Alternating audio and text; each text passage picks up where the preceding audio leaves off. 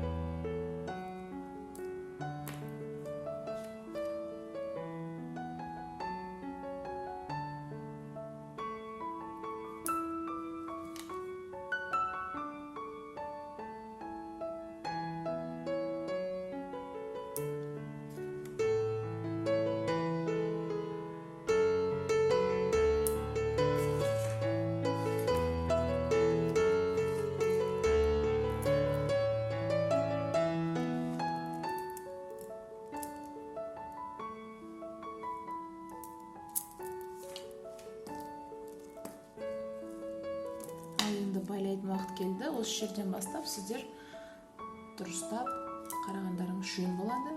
Бір рет үйреніп алсаңыздар, келесі жолы өздеріңіз оңай жасай алатын боласыздар. Бірінші біз байлаймыз. Көріп тұрсыздар, мен бірнеше рет байлаймын. 1, 2, былай байласаңыз болады, немесе тағы да қосымша бүйтіп айналдырып тағы байласаңыз болады. Бұл 3 болады, былай айтқанда.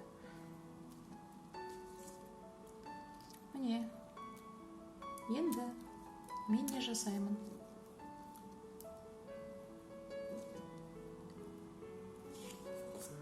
Осындай клей алам.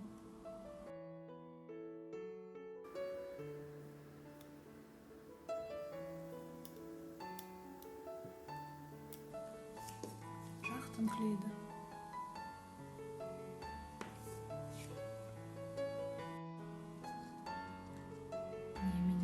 клей бар.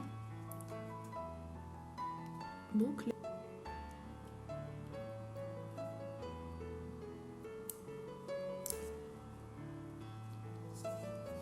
Кішкене кеуіп қалған сияқты.